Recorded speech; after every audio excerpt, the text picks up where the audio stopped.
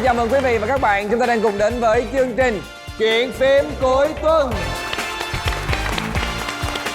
Quý vị và các bạn thân mến, như thường lệ thì ngày hôm nay đã là đêm Chủ nhật rồi.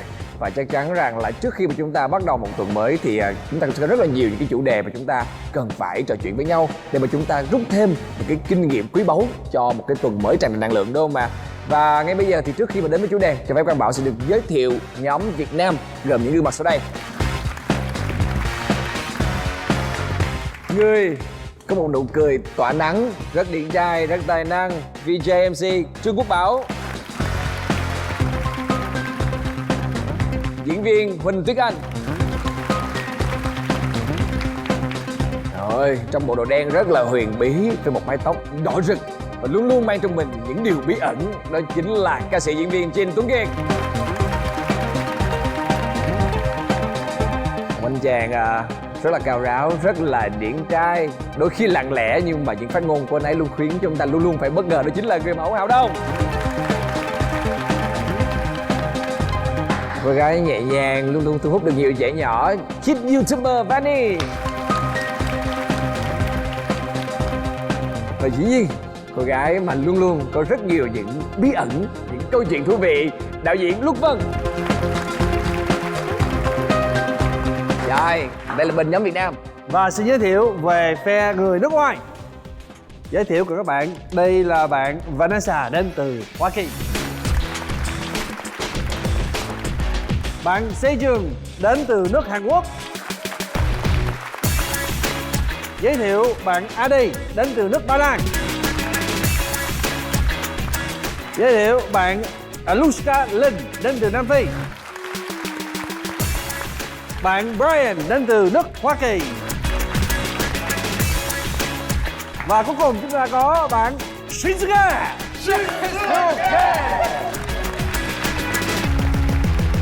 Một nhóm người nước ngoài rất là hào hứng hôm nay.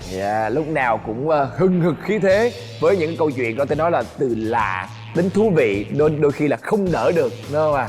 Chính xác. Và ngày hôm nay chủ đề của chúng ta sẽ là một cái chủ đề mà sẽ chắc chắn gây ra rất là nhiều những cái tranh cãi trong bất kỳ một mối quan hệ nào. Đó chính là người yêu của người ta.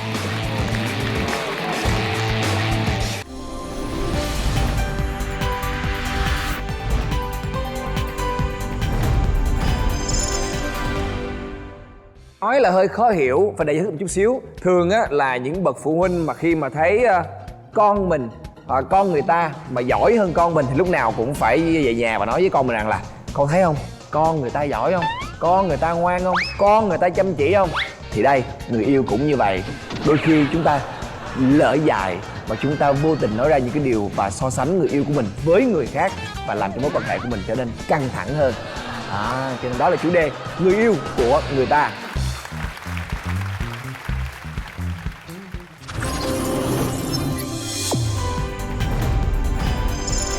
Câu chuyện đầu tiên, bạn gái khen chàng trai khác ngay trước mặt mình. Có thể ở trong Đau ở trong đây nè, đau ở đây nè, đau ở đây nè, đau ở đây nè. Thì câu chuyện của em nó cũng không phải là một câu chuyện quá đặc biệt. Nó là những cái sinh hoạt, nó là những cái lần rất là bình thường, tình cờ trong cuộc sống thôi. Ví dụ như là đi coi phim nè. Mình đang ngồi coi phim với bạn gái mình ở trong rạp phim. Anh ơi hôm nay đi coi phim đi, hôm nay ngoài rạp có phim này hay lắm. Trời ơi, xong rồi cuối cùng mới biết là tới rạp phim là vì anh chàng nam chính là thần tượng của cô ấy. Xuất hiện trong bộ phim này rất là hấp dẫn, rất là sexy, sáu múi ướt át, mồ hôi ròng ròng. Xong rồi cổ coi tới đâu, cổ chăm chú tới đó, cổ nhìn vô màn hình, cổ cứ: trời ơi sao mà góc mặt bên đây đẹp quá vậy. Trời ơi cười kìa, chịu sao nổi. Trời ơi cởi áo ra kìa, sáu múi kìa, mồ hôi ròng ròng kìa anh ơi. Xong rồi mình rất là khó chịu khi mà ngồi bên cạnh mình coi phim. Thì bà quay kêu: thì anh biết mà em, anh thấy mà, em đâu cần phải nhấn như vậy.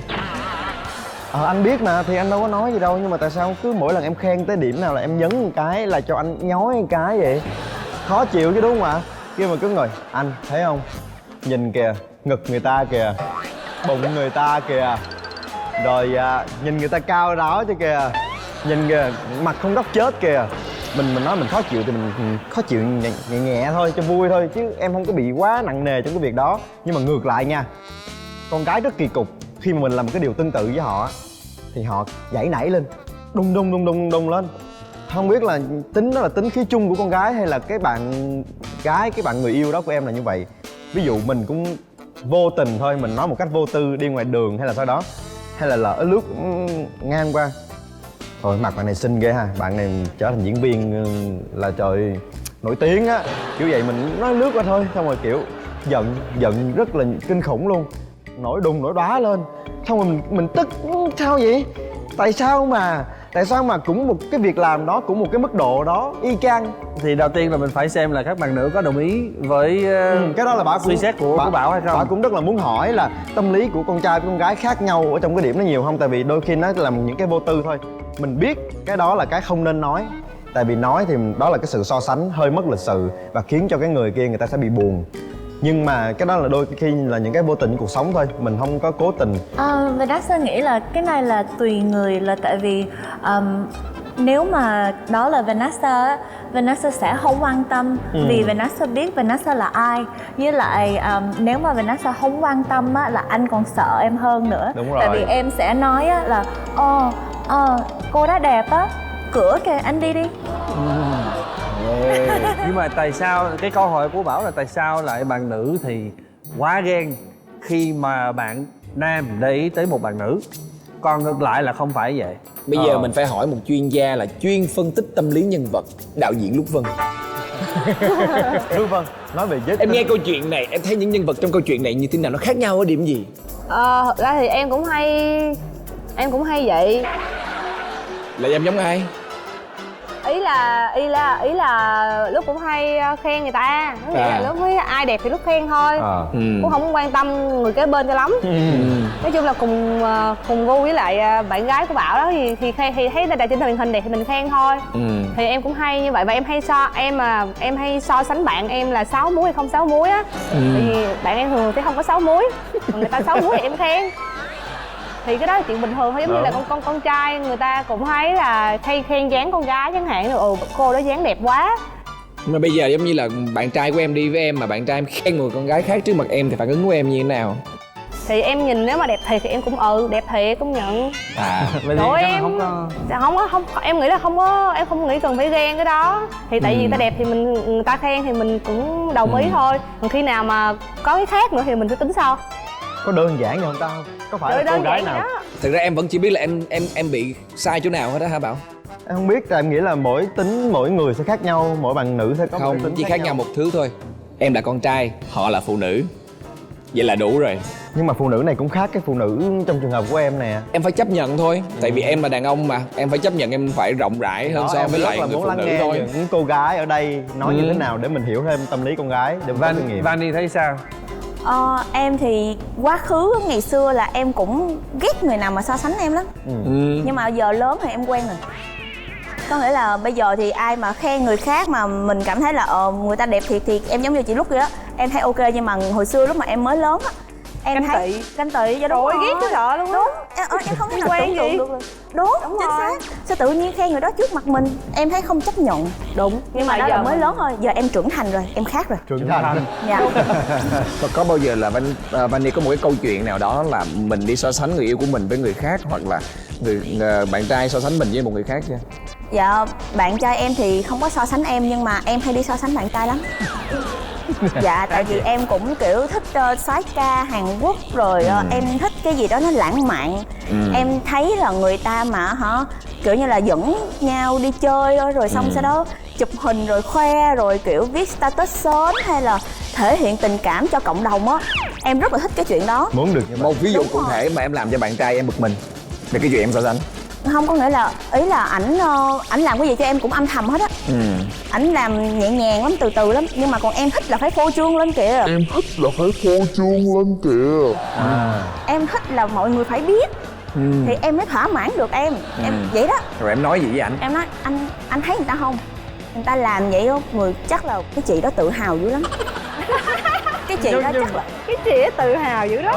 Cái chị đó chắc là tự Bằng mày đây nè, em nói có một câu đi kìa. Tối sầm lại luôn. Em nói có một câu đó thôi mà tự nhiên cái em thấy mặt bạn trai em là kiểu đổi nét liền. Không, nãy giờ Vani kể câu chuyện á, những cái câu trước á nhìn rất là chững chạc, sâu sắc. Khi mà nói câu ra cái thấy kít liền luôn.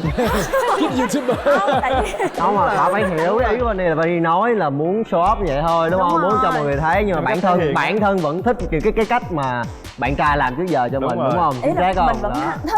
thích chứ không phải không thích nhưng Nhưng mà lâu lâu nhá là cho ta Đúng, thấy con gái đó, đúng không? ý là La làng lên. la làng lên cho mọi người biết là tôi đang thích cô này nè, em muốn như vậy. Em nói cái câu đó xong là em thấy người yêu em kiểu như tối mặt lại luôn á, là em biết em sai rồi. Đúng mà. Em Rồi em im luôn. Em nói tới câu đó em thấy ảnh ấy bây quá, giờ cái em im lặng. bây giờ em hỏi thử các bạn chàng trai này là Đông nè, nếu như mà một cô gái nào đó mà tự nhiên nói với Đông như vậy, Đông sẽ cảm thấy như thế nào? Rồi, tự nhiên mà nếu mà đang bình thường mà nói như vậy thì tự nhiên mình sẽ rất là giận rồi. Bởi vì đối với Đông thì mỗi một người là một cá thể riêng biệt, mỗi người là một màu riêng biệt, rồi không thể yêu một người này rồi gán ghép một người này sang một người này được. Bởi vì nếu mà như vậy thì bạn yêu người đấy làm gì nữa, đúng không? Bởi vì nếu mà bạn yêu con người của người ta thì bạn phải chấp nhận con người của người ta. Bây giờ bạn yêu con người ta là bạn đã gán ghép của người ta với người khác nữa thì thành ra hai cái đấy hoàn toàn không được, đúng không? Ý là lâu lâu em thích vậy đó, cho nên mà em lỡ nói vài câu tổn thương cho nên là Trời, nhưng mà mấy câu của em nó tổn Mà thương tình quá yêu em. thầm lặng luôn ok ấy. hơn. dạ đó Vani à. từ sau đó em phát hiện ra là tình yêu thầm lặng ok hơn cho nên Tình em yêu thầm lặng nó yêu ok hơn. nó dài hơn đúng không chị? Nó đừng dài có hơn. quá. Bà xã của anh á, có lần là đi coi phim và có một diễn viên này rất là đẹp trai, Trần Bảo Sơn.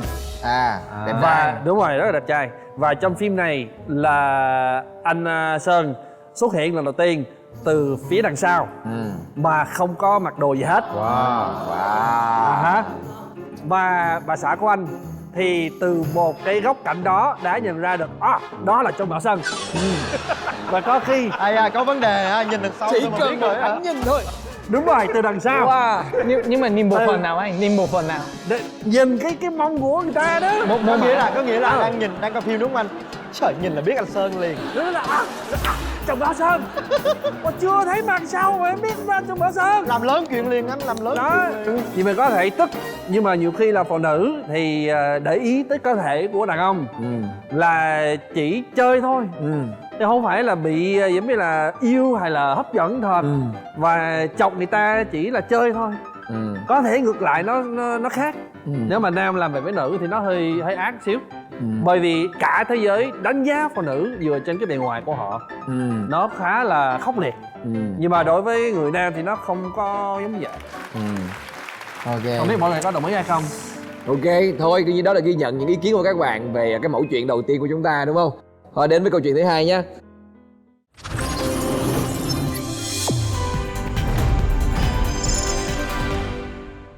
Người ta thì cao mà sao anh lùn thế? Cũng vậy vậy đó. Cũng vậy đó. Trời ơi. Trời ơi. Ai có người yêu lùn ở đây vậy? Anh ơi bây giờ mình phải đo chiều cao của mấy anh ở đây. Chứ Anh vậy nào- em? Anh nào lùn là biết được câu đó dành cho anh đó. Tìm đứa nào mà lùn là được. Đây đó. Là ai là người nói câu đó với Sejun?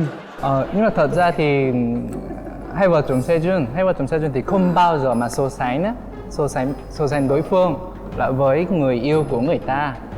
Không bao giờ so sánh, nhưng mà vợ thì thi thoảng là nói như vậy. Chắc là như vậy, nhưng mà tại vì vợ là một fan cuồng của Jo In Sung, là diễn viên nam mà nổi tiếng ở bên Hàn Quốc. Và Jo In Sung đó thì cái gì ta, đàn ông đích thực, với lại gương mặt cũng đẹp trai, với lại da thì trắng á, với tay dài, tay chân thì nó dài như con hạt. Của con hạt nó dài, thật dài, rồi mặt rồi diện đồ nào là cũng đẹp hết. Nếu mà Sejun thì mặc đồ diện đồ mà của Jo In Sung mà mặc thì nó tới đây luôn, nó phải quét nhà hết luôn nha.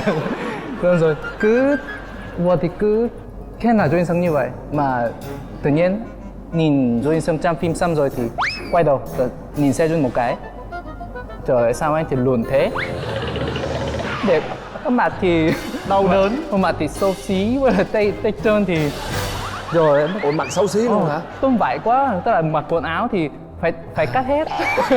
Phải cắt cho nó ngắn. Tung vải quá anh ơi, nhưng mà nó là chào chứ không phải là nói thiệt. Rồi người ta mà dáng đi thì như BD. Đâu đi thử coi, đi thử coi Không biết, sao mà vợ nói vậy. Sejun thì hơi BD hả? Không, đi thử Đi bình đi thường một của anh đoạn, coi. đi catwalk đi. Bình thường anh đi như thế nào? Đúng rồi đó, vợ nói đúng á. Vợ Sejun là một người rất tinh tế. Nhớ là thế này. Nhưng mà Sejun thì rất bị chọc là phải bực chưa đúng không? Bực thì bực nhưng mà không có phản bác được mà một lời nào cả. Phải nói đúng quá hả? Đúng rồi, quả đúng á. Đúng quá, nó không nói được luôn. Chỉ là chắc là ngồi im rồi là phải chịu mà vợ mà gì ta chập suốt đêm rồi là phải mới đi ngủ được. Như vậy khổ. Nhưng mà đó là ý của vợ chỉ là chọc thôi đúng không? Không chập thôi. Chứ đâu phải là nói thiệt đâu đúng không? Nói thiệt. Phụ nữ thì nói hay nói như vậy thôi. Thì phụ nữ thì không Trêu. có nói thiệt. Trêu Trêu là là chập đúng không? Vô Shinsuke nói Lùng nhất. nói như vậy. Vô Shinsuke cáo hồn Shinsuke. 170 cent. Ồ, Dạ. còn Shinsuke bao nhiêu? Shinsuke 160 cent. Vợ cao 1m7. Yeah. Wow. Cao Nên 1m6. Vô Shinsuke nói ngon quá, Shinsuke ngon quá. Nên Shinsuke cảm thấy rất tiếc quá. Tiếc vốn và tiếc vốn và tiếc. Nên mỗi ngày Shinsuke uống sữa. Hay Uống sữa để mong cao hơn. Hay bị muộn. Kêu tội quá. Uống sữa sau đó Yeah. đứng dưới nước mưa Yeah. nữa để móc lên nữa. Cho nên cao. Em lại có một câu em thích nói cho người luôn. Luôn. Height only matters when you're standing up, but not when you're lying down. Cái đầu cao nó chỉ có quan trọng lúc mà đang đứng, không có quan trọng lúc mà đang nằm. Không nhưng cũng ok. Ok. Có một cái câu rất là quen thuộc, mọi người hay nói gì? Lùng phụ tùng đầy đủ, cao phụ tùng tào lao đó. Không có anh, cao Tào lao bao giờ tào lao? Chưa giờ nghe câu đó luôn á. không có ở Người con này nhà. bảo mới nghĩ ra. Mới là lùng phụ tùng đầy đủ, cao phụ tùng tào lao. Ồ. Nhưng mà mình nên Đêm vậy. hôm rồi, mình bớt chơi tục ngữ ca dao tào lao với nhau được không? Thấy khó quá vậy. Mặc dù là phụ nữ nhiều khi là không có ác ý gì khi mà chọc bạn nam của mình, nhưng mình cũng nên để ý tới cái cảm xúc của bạn nam, như là mình học từ cái câu chuyện của Shinsuke. Tất cả đàn ông mà có cái sự tự tin á, dù không có con gái sẽ để ý và sẽ thích. Đúng rồi. Mình chỉ cần tự tin, nếu như mình không có tự ti, không có ngại và đứng thẳng rồi Có thì- khi là sắc đẹp vì không có quan trọng rồi. mình chỉ Lời cần- nói của một chàng trai cao Người 1m9 Thái. rồi hay. Nhưng mà Lúc anh cao 1m9 anh muốn nói gì cũng được. Còn người mẫu nữa. Anh cao 1m9 anh nói gì cũng được. nhưng mà hỏi các bạn nữ là nếu mà có một cái bạn trai nào đó, một bạn nam nào đó mà lùn mà xấu nhưng mà đều rất là tự tin và Cá có tính. tài ăn nói gì đó thì Đúng rồi. có phải là có thể bị hấp dẫn bởi người đó hay không? Có chứ, họ rất là thông minh, với lại họ kiếm được nhiều tiền, với lại chiều mình. Được rồi. Ok, make sense. Rồi, đến với câu chuyện tiếp theo nha.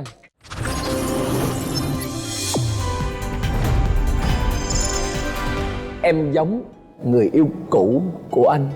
Trời ơi. Ai mà gan dữ vậy? Rồi, đây là câu chuyện của ai vậy? Ồ. Ai dám nói như thế với Ai bạn vậy? đâu. Ai xấu số vậy? Câu chuyện là như thế này. Tức là hồi đó em quen một bạn trai, thì trước khi tụi em quen nhau tụi em tìm hiểu rất là kỹ. Bạn đó với em có tâm sự rất là nhiều về chuyện bạn trai cũ của em rồi bạn gái cũ của em. Thì trong cái tiềm thức của em Bạn trai cũ của em, bạn gái cũ của em. Ủa là sao vậy em? bạn trai cũ của em và bạn gái cũ của bạn ý. Em nói lộn. Thì là tụi em tâm sự với nhau rất là nhiều, là lý do tại sao yêu nhau, quen nhau, chia tay rồi bla bla bla, rất là chi tiết luôn nha. Thì em cảm thấy rất là hối hận sau khi mà em nghe câu chuyện đó, tại vì nó rất là ám ảnh em.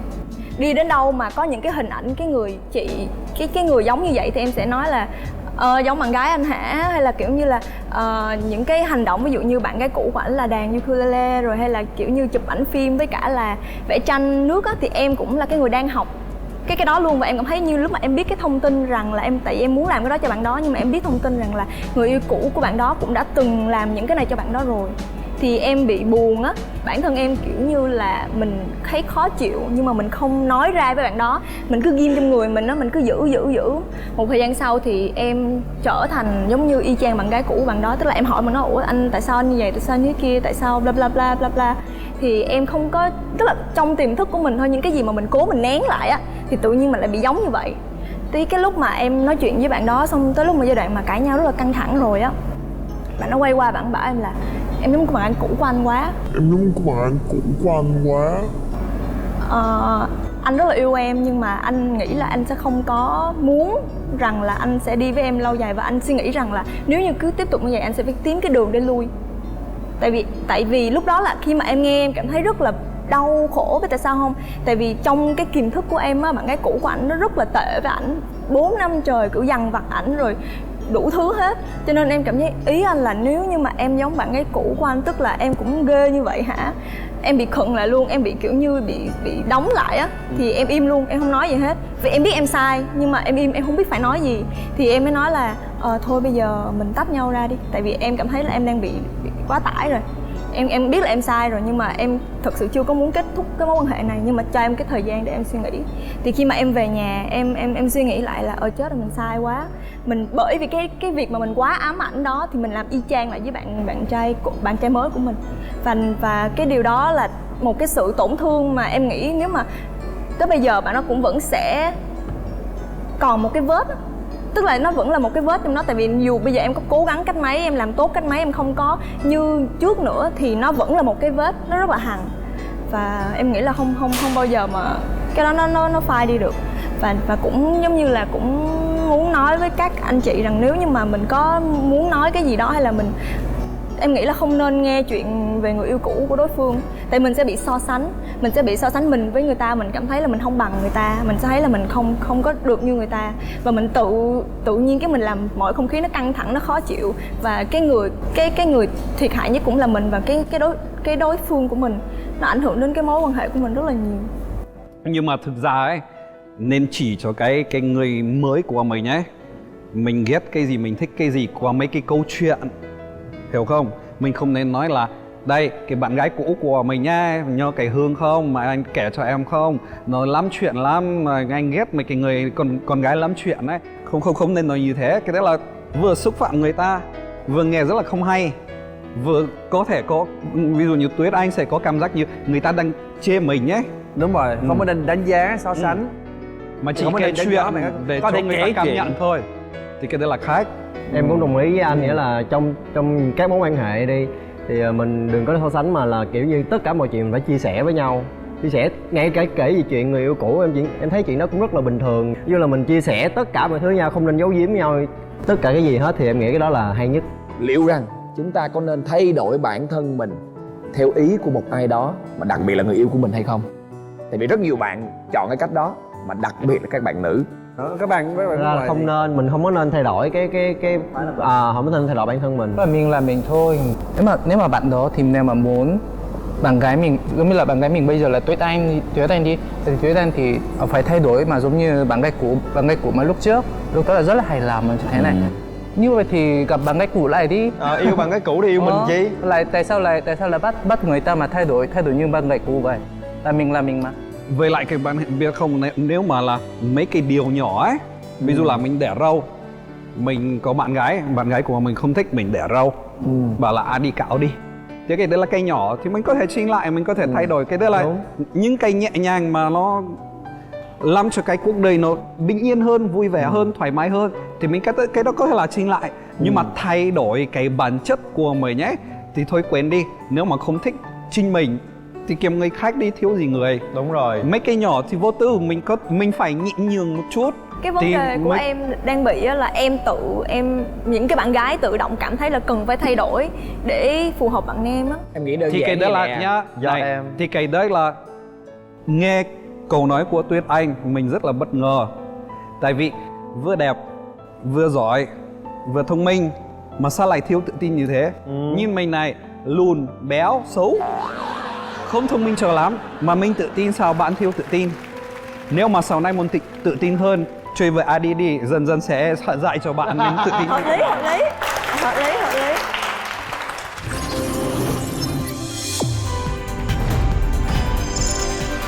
anh nhìn người ta đi, anh cũng nên như vậy. Đâu, câu chuyện này của ai? Có ai muốn tiếp tục chia sẻ câu chuyện của mình không? Anh Thì đi. thực ra ấy là cái này có thể là tóm lại tất cả cái câu chuyện của hôm nay. Bởi vì yếu tố gì của mấy câu chuyện trước cũng có ở trong câu chuyện của mình. Ok. Là như thế này, mình đã có bạn gái ở Sài Gòn, không phải Hà Nội nhá. Chia tay Hà Nội rồi, chia tay Hà Nội rồi. Chia tay Hà Nội.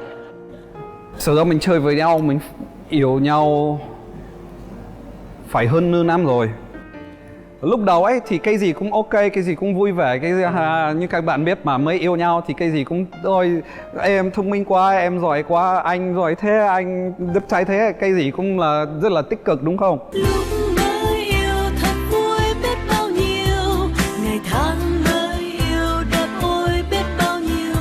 Nhưng mà dần dần mình học, mình tìm hiểu về nhau, mình khám phá, đúng không? Mình tìm hiểu về nhau, sau đó biết nhiều hơn, sau đó là thấy mình, cái hành động của mình, cách nói của mình, cái suy nghĩ của mình hàng ngày thì mới bắt đầu hiểu cái tâm lý của người ta. Tức là thấy dần dần nó thấy nó khác. Nhưng mà cái trường hợp của mình nó buồn cười ở cái chỗ mà lúc đầu bạn gái của mình cái gì cũng khen, cái gì cũng thích. Mình đi chơi với bạn bè, mình kéo bạn ấy đi theo, mình đi nhậu đến 3 giờ sáng, bạn ấy cũng ôi giời ơi, sao anh có nhiều bạn thế, ai cũng thương anh, em cũng thương anh, ôi giời anh rất là chuẩn. Sau đó dần dần cái gì cũng là đi không được, đi quá xấu, đi quá mập, đi quá ngu, đi không giỏi, đi bạn bè của đi không phải là bạn bè chuẩn, mà không nên chơi với mấy cái thằng bậy bạ này, nên chơi với mấy cái người cao hơn mình để mình cũng là kiểu là phát triển hơn thế nữa, sau đó là giàu lên hơn thế nữa. Bạn mà làm cùng công ty với mình, cùng với mình thành lập công ty, chính vì mình hiểu nhau rất tốt đấy, thì bạn ấy cũng chê bạn kia, bảo là không nên có công ty với thằng này đều lắm, thế này thế nọ. Nói chung là cái gì cũng tồi tệ, cái gì cũng không thích, không được. Sau đó một hôm ấy mình đang ăn lẩu với bạn gái của mình, thì đang ăn, sau đó là mình đang nhai ấy là không nói được, đúng không? Bởi vì như thế là bất lịch sự, hoặc là có thể phun ra cái đồ ăn thẳng vào mặt người ta thì nó nguy hiểm. Mình đang ăn thì bạn ấy bắt đầu lên cơn điên ấy, và bắt đầu nói là này anh nhá, anh cứ ăn như thế này ấy, lại béo lên.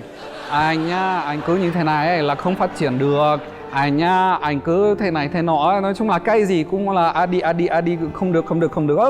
Không có tương lai, anh rất là vơ vẩn, anh rất là không có gì. Nói chung là giá cái vẻ như mình không có gì tốt cả luôn.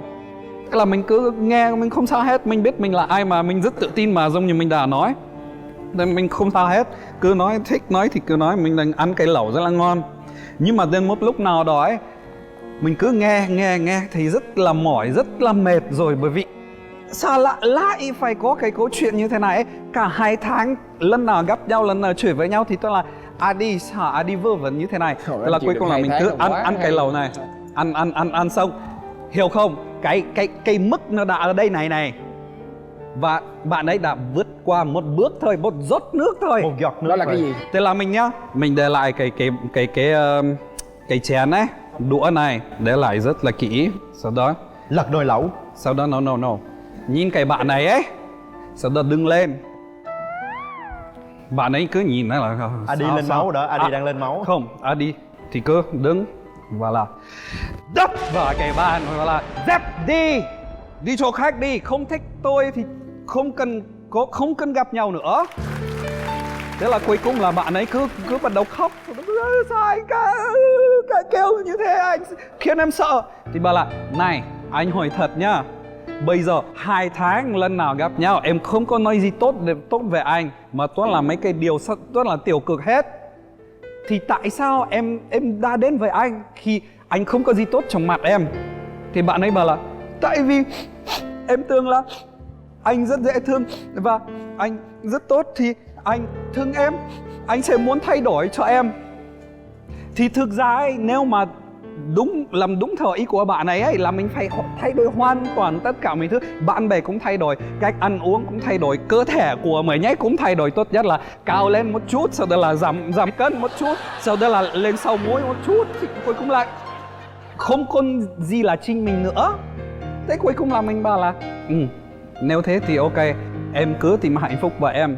anh sẽ tìm hạnh phúc của anh. Bởi vì như thế này mình sẽ không thỏa thuận với nhau với cái gì hết được. Em là một cô gái, anh biết là em muốn tốt cho anh, nhưng mà như thế này là không phải là tốt cho anh mà chỉ là tốt cho em. Thế là cảm ơn em, xin chào và hẹn gặp lại. Là Đó. thay đổi em. Cái là toxic love mà. Thay đổi em nhưng mà không phải thay đổi bản thân của em, Đúng mà rồi. thay đổi em khác. Đúng rồi, đúng Thì, rồi. Vanessa, em muốn trả lời hiểu nhau. câu hỏi của Adi về bạn đó đó, là tại sao lại cứ chê như vậy. Nhiều khi là mình phải thông cảm đối với nhiều người Việt Nam, là vì họ đã bị chê như vậy từ bao nhiêu đời trước, thì họ đã nghe những câu đó từ ba mẹ của họ.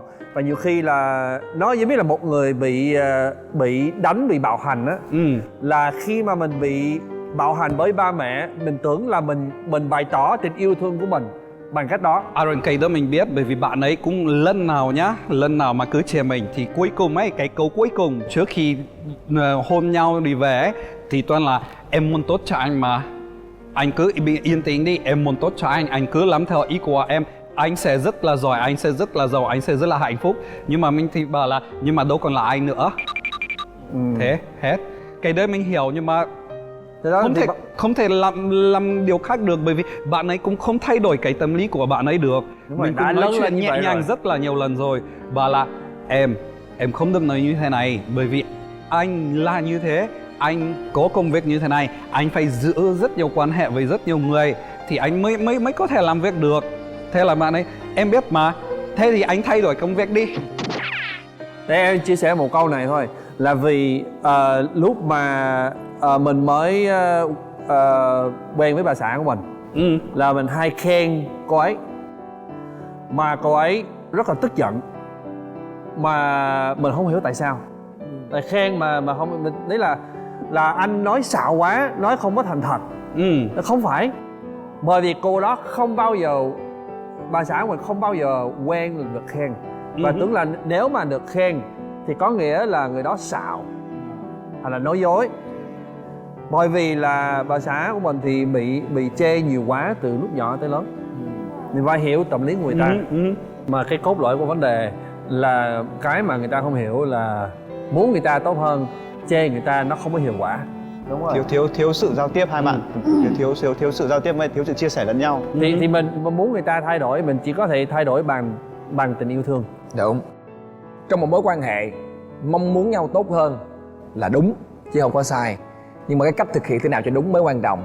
Chúng ta phải luôn luôn có một cái ý thức rằng là nếu như đối phương chưa thật sự tốt với mặt bằng chung của xã hội nha, tại vì tùy vào xã hội quy định như thế nào, thì chúng ta hãy giúp họ một cách âm thầm hoặc là gợi ý cho họ, chứ không có cấm cản họ. Cấm cản không bao giờ đi được tới đâu hết trơn á. Nhưng mà có cái ý này mà muốn hỏi mọi người, từ nãy tới giờ là chúng ta chỉ bị là so sánh mình với lại một người khác thôi. Có bao giờ mọi người bị rơi một cái trường hợp như thế này chưa? Là người yêu mình sẽ nói với mình rằng tại sao bây giờ anh thay đổi quá nhiều so với anh của ngày trước đây vậy? Đây là chính cái câu của bạn gái cũ của mình đấy. Sao ngày xưa anh chuồn thế mà bây giờ anh vớ vẩn như thế này?